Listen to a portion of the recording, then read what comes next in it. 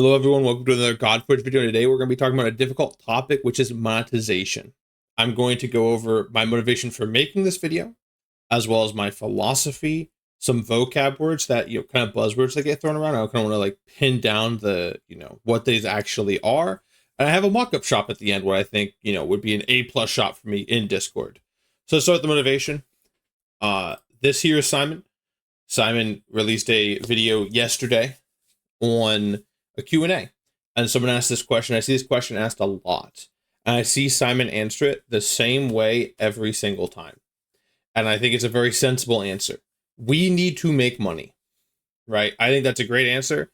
And then here are two quotes from this. You could read the question, pause and read the question, but two things said during this is, I would love to hear what you think is the more ethical sales model. That's my motivation for making this video. I viewed that as a challenge.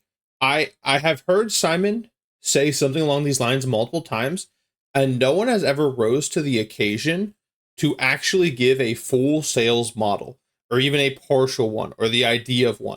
So that's what this video is going to do. I'm going to rise to the challenge.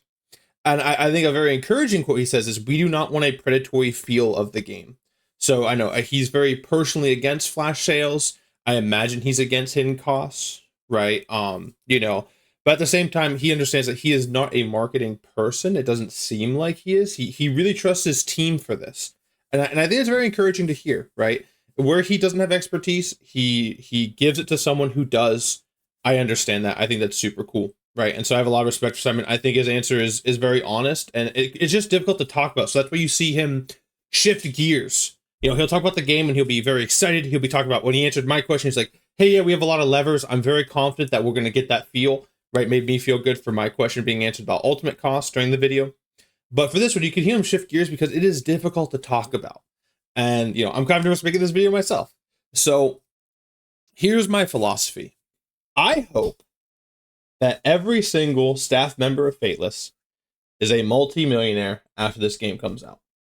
I would love that. I would love for this game to just line the pockets of these people. They are wonderful people. I have talked to no less than 5 or 6 directly, even more, I would say, either, through a Discord call or through text chat. This is a phenomenal team. They are, I want them to make money off of this.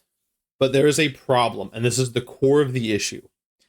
Every dollar the company makes comes from the players, right? It is a zero-sum transaction. Through the shop, through the monetization, that's how it works, right? And then that money has to be used to keep the lights on, to pay people for their work, right? Give fair wages. So that's the core of the problem. It's a zero-sum transaction. And so this is going to be a point of tension forever. And so I am advocating, this is tough. This is very tough. So I want to go through and, clear communication is going to be key to navigate this. This is difficult. People can be greedy. It is a human condition, right, to be greedy. And so, and for both sides too, players don't expect that you are going to get everything for $2,000. You pay $2,000 and you have every champion in the game. That is a crazy expectation.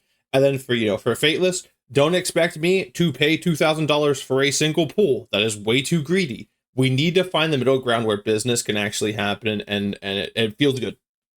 So I'm going to bring here, Simon did not say this exact quote, but he said something very similar, where the line between ethical and unethical is different for everybody. And I think another thing that he would agree with is market tactics are just the meta of business, right? And so, for example, some people view gacha games as a whole, the idea of pulling for a hero, as unethical. They view the stamina system, the energy system, as unethical, right? They view login rewards as unethical. And they can make interesting points, and I think even valid points to those arguments, right? But I think if you play a gacha game, you're in this sphere, your line of ethical versus unethical has to be past that, right? It has to be, where do we draw the line when we're playing a game genre that some people already consider to be unethical and predatory?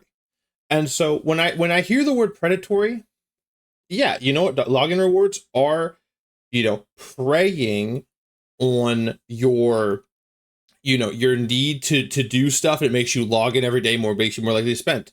I'm okay with this. You can exploit that predatory nature of mine, right? You can prey upon that, right?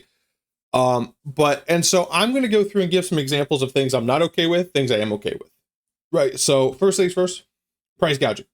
I think it's absolutely abysmal. It's one of the worst marketing tactics, if not the worst marketing tactics, in my opinion. And so we see the classic raid shop here. The only reason things are this price are to make the packs look more appealing. It is disgusting. And this is the number one thing. If you ask anyone, should you buy these packs? The answer is absolutely not, unless money is literally not an object to you. Like, you are Bill Gates, and $100, is nothing, right? If you are a person who has to think about their finances at all, you should not buy these packs. They only exist to make the actual packs look better. This is disgusting. And I very much doubt that Godforge will have this, but this is an example of predatory instincts, right? It's the idea of comparison. This is not okay. This is too extreme, right? All of these packs, you can plug them into stuff. Everyone will tell you not to buy these. These are awful. Next thing is promo/flash sales. So I'll give you an example, give you some stuff here. I'm playing Seven Knights Rebirth while waiting for Godforge to come out. There's this Biscuit. Biscuit is a boss killing support. So she gives a buff that makes you do extra damage to bosses and gives you other cool stuff. She's very good. In Seven Knights Rebirth, there are boss stages, and the 10th stage is the first place where you are guaranteed to get the highest quality of gear.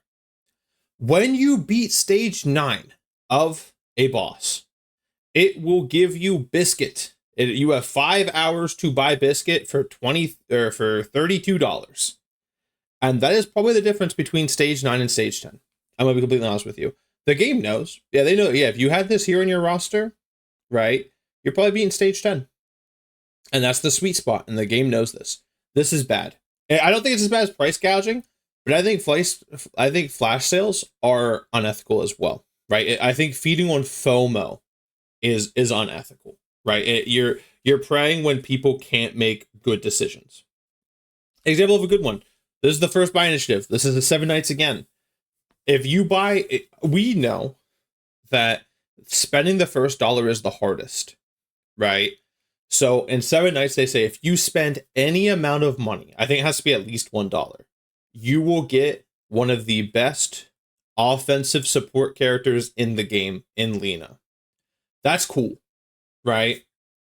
And so I think the line between ethical and unethical is if you can explain to your consumer the reason why you do it. So let's go back to price gouging.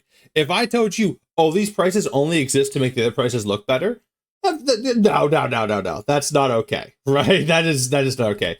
If I tell you, yeah, this deal popped up because we know that you just had this triumphant victory over Ox King 9, and now Ox King 10, this is exactly for you. And yeah, the price is $32. Like, yeah, 5 hours, and we know that FOMO is going to set in. You're going to consider this deal. No one's going to like that. But then if I say, hey, I know spending your first dollar is the hardest. Here is a first buy initiative. Spend $1. Here you go. That sits well with me. You're like, yeah, you know what? You were honest with me, and I get that, right? So I think the difference between ethical versus unethical is if you told the players exactly what you told in your meetings to get this pushed, are they okay with it, right? And so, and I think with Fateless viewing clarity as something that they value, this is definitely something that they are considering, and they want to be ethical, so they could say exactly why they did what they did, and the player's like, okay, that's reasonable, sure. So let's move on to the mock-up. All right, let's start with the things you can buy for rubies. Now, from my point of view, this shop should be more dictated between the game balance team rather than the marketing team. That, I'm sure the game balance team has an exact number of rubies they expect players to earn in a monthly basis. And then rubies are your wild card currency that I can turn into more energy so I can farm more / do fusions. I can do pulls. well, you see that ether stone there. So I could do pulls to either bolster my roster or to build Godforging points to get my duplicate legendaries, right? To get arena tokens, and then obviously that last one that might be unfamiliar to you. This is my proposed ticket for the draft mode, right? And this is the Ruby shop, right? So these are things that the game are balanced around you being able to spend your rubies on, right? Out of the set amount you are given per month per gameplay, right? Through daily rewards or whatever. This is less of a monetization issue and more just a gameplay issue, and I'm sure they'll get this right. I'm not terribly worried about this, right? And so, this really isn't in the scope of the conversation, but obviously it's going to be the shop. We need to talk about it. To talk about the next point, I actually want to move over to the Hell Hades calculator for raid. So I will be right back. Okay, welcome to the Hell Hades gaming website here. This is the pack offer calculator, right? And then the important thing I want to point out here is the calculator will rate the quality of the pack using our valuations of each item. And I think this is a useful tool for this conversation because this is what the Hell Hades team, right? Obviously Hell Hades and Fateless are separate, but one of the co-founders believes in this evaluation, and I think a lot of players also agree with this evaluation. This is a very handy tool to talk about how much stuff should cost. And so if you see this tool here and you type in something that is so I put in a number of energy refills to equal $100, right? I probably could have done this differently, but this pack, we're going to do this more efficiently, right? $100, right? Boom. If I change this number here, you can see that if I change it to 75, it'll say it's a legendary deal. So that means that a 75% of this number, the Hell Hades team considers to be a very good deal. Definitely you should consider this, right? And then between 80 or so, it's an epic deal. And then between 90 or so, it's considered like 91. Oh, around 100, right? It'll tell you it's a normal deal. This is when it's equal. When you go 20% higher, it'll say it's a bad deal. And it'll say bad deal up until about 40% higher. And then if you go 50% higher, it'll say it's a trash deal. It's in the bin. They say do not consider it, right? This is a trash deal. And I think this wording really can help us say that this valuation here, if it is 40 to 50% more, right? I'd say 50% more than their estimate, they considered something you shouldn't even consider, right? This is a bad deal. And so I am going to use this tool in my calculations. I think, they talked about their shards being similar to raids, right? They talked about having a similar economy to raid without the predatory. So I am going to make up a mock shop and continue my mock shop with this kind of notion in mind. And you'll be surprised, I think, on what it looks like. So here we are at the cash shop, right? And what I want this shop to be, and this is very important for the bundle section, everything that can be in a bundle needs to be purchasable by rubies or in this cash shop, right? And this cash shop is the Kraken's shop. This is what you would the most you reasonably think you can charge these items for and get away with it. And so I used the calculator and I went in and I marked up all of these by 40 to 50%, right? Where it's on the line between bad deal and in the bin. Because this is the most I think that you would even consider buying these for, right? And if you look at these seem like reasonable prices, right? If I told you can get there are people in raid, if I said, hey, yeah, you can buy 200 void shards for $600, they would do that right now. If this was an evergreen deal, which I'm saying this would be, right? This is the going rate for void shards. We think this is the edge of what we are okay telling you people that to spend on, right? That's what that website is saying, is if it's in the bin, you shouldn't spend it on. If it's a bad deal, it is something that you should only spend on if you're like a Kraken, right? Well, that's what this shop is. This shop is the maximum they're willing to spend on stuff. And getting this right is critical for bundles, and a point I'm going to make for bundles, right? So another thing I'd like to talk about here is I would like this to be, basically dial up your own price, right? So your own pack. And so I understand though that selling one thing for buying like 200 shards at one purchase at a time, there are transaction costs. There are flat transaction costs. They may lose money, honestly. I think the transaction costs can be up to like $2 or something crazy like that. So I think if you do this, I think it'd be okay if they had a cart system and they ask you to spend a minimum of $5 to $10, right? I think that's okay because there is a transaction cost, right? And I think once again, it goes between ethic versus unethical. Hey, yeah, we make a minimum of $10 purchase because we get charged to process your money, and we want to make sure that we're not getting a bunch of like small ping charges, right? And also, it makes sense for the player as well. Let's say I go big, I'm a big Kraken, and I want to spend, and I want to buy, 1,000 of these shards.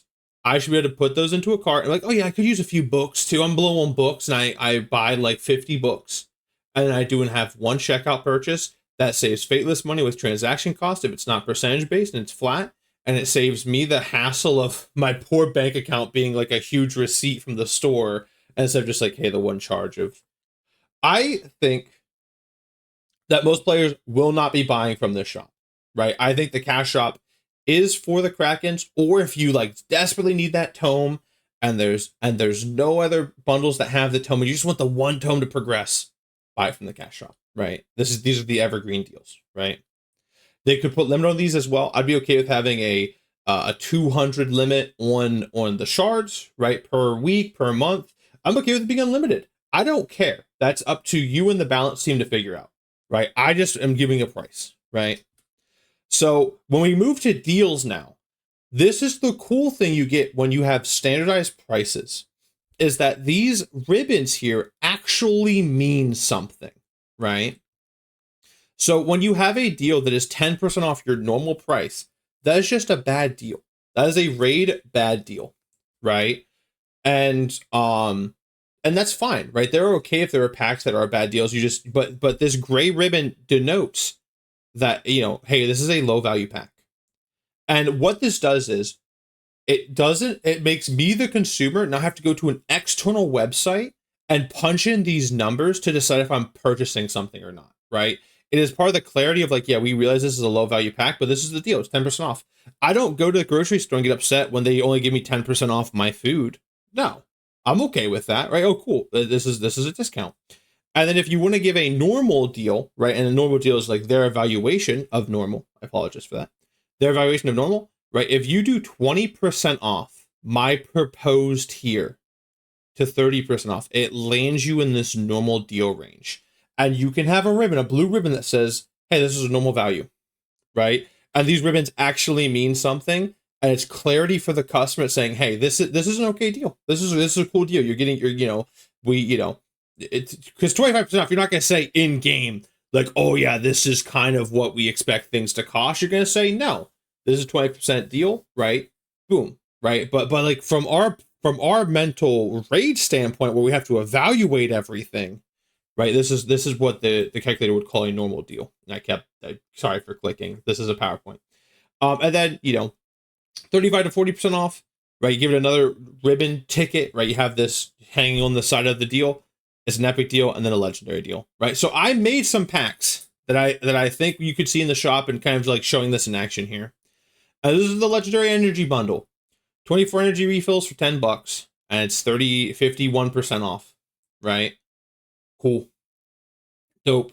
And then this sticker here tells me this is a high value pack. I am a low spender. This pack is a lot of value, right? And expect most things in the shop to be at this 10 or 25% off, right? And then these epic and legendary deals, right? This is more for like, the low spender friendly value deals, right? And this could even be for something like the monthly pass and stuff like that, right? But if you can keep these prices consistent and have some margin for these prices, then these stickers start meaning something. These like ribbons start meaning something, and you don't need an external source to tell you if a pack is a high value, and the customer can decide their own tolerance for prices, right? So I'll give you an example of a 10% deal. This is a 40% deal. So let's say there's a Zeus event coming here, and you can't see the sticker. It says 14% off, right? I'll move my thing down here. Boom. It says 14% off, right? And I'll go back. And let's say there's an event going on where if you pull 200 Eternal Ether Stones, you get a Zeus. So in the shop, they say, hey, yeah, we have a quote-unquote low-value pack that guarantees you a Zeus. It gives you all the books to book them, and it gives you some energy to run to go grab them some gear for 600 USD, right? And if you go up here, 600 USD is what you'd need to buy the 200 anyway, right? So this here, if you think about it, it throws in the books for free. If you were going to buy that stuff anyway, here's the lure of the deal, right? You're going to buy the Void Shards anyway, might as well get the books, right? This is a one-time deal during the Zeus event. This is dope, right? This is cool because this is honestly saying, hey, yeah, this is a low value. You're not really getting a lot of, you're getting 14% off, but like, it's still a deal and it's still a relevant deal, right? And I'm okay with things being $600 in the shop, right? And I think some people would consider that predatory, but for me, I think this is very whale friendly, where you know exactly what a whale wants. You're releasing a Zeus event. People want Zeus. People want to fully book Zeus. You make an event bundle that makes sense for your big spenders. They buy one thing and they have exactly what they want, right? And if you want to get more Zeuses, yeah, hey, go to the Kraken shop, right? Go to the cash shop and go grab your other voids, right? If they even let you do more than one Zeus. I would be surprised if they even do that. But if they did, hey, if you want to pull for Zeus more, he's right up with a guarantee, go buy him from the Kraken shop. Sure. Cool. Yeah. And then so this is for in event in the event shop. So I imagine here, this is a Fragment Fusion event. And timing matters a lot here. And so I am okay, personally, for them selling every single fragment for 10 USD. And so if you want to skip the fusion event entirely, you spend $1,000, you don't have to engage with the game, and you get your champion, right? So let's just say this is the Poseidon fragment fusion event, right? Big deal, right? Big guy coming out. Sure, right? Go ahead. And then you release these shard bundles at the beginning of the event and say, hey, we'll give you 10 shards for 20 USD. If you look through the event and you decide, hey, yeah, I can't get these 10 shards, it'll sum to you for 20 USD. And if you need more, the price goes up, but it's still a legendary price, gets 65% off. This is fine to me. This is perfectly okay and acceptable. It's saying, hey, there is an event. If you don't engage in the event, we'll let you buy through it, but it's not going to be cheap. That's cool. I'm super fine with that, right? And then, this is the Zeus example, right? Zeus and Poseidon will probably go together. They're both Olympians. They're probably both damage dealers, right?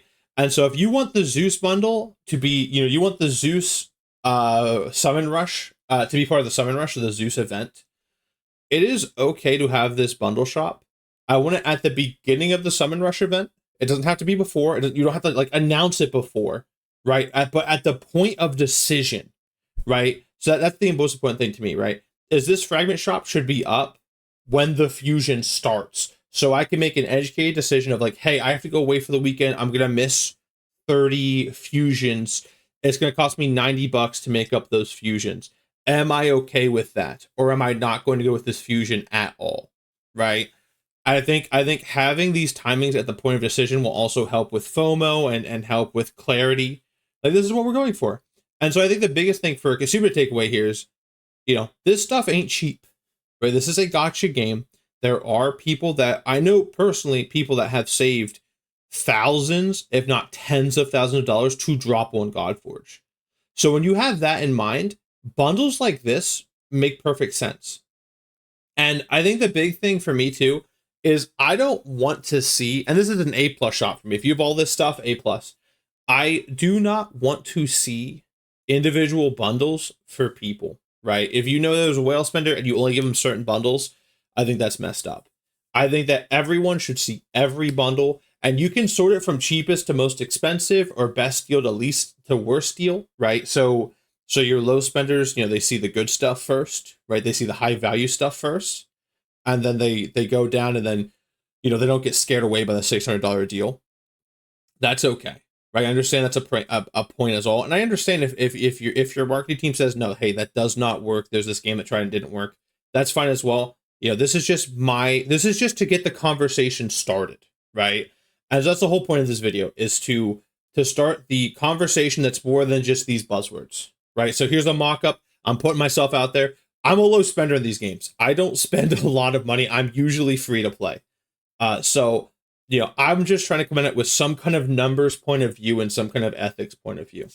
So yeah, if you liked it, leave a comment down below. I'm sure that if you want to talk about this, I'm sure Simon's very interested in this video, and I'm sure he's interested in hearing our feedback on this kind of video, right? But this is a starting point that we can actually talk about the game, right? Like for instance here, like these prices matter a lot for my personal model. This is my model that I would do for the game. So if these prices are up, let's say all these prices are $1 more than I list here, I'm okay with that. That's within reason, right? But too much more, I have to wonder, why has your opinion changed so much from Raid Shadow Legends Calculator to this game, right? Deals that you would say were in the bin are now your default stuff, right? You see what I'm saying? It's like really far in the bin. And so this is kind of, kind of trying to meet that equilibrium between Fateless getting paid for their phenomenal work and the consumer getting proper acceleration for their dollar. So with that, difficult video, I know. Thanks for sticking around to the end. I will catch you guys later.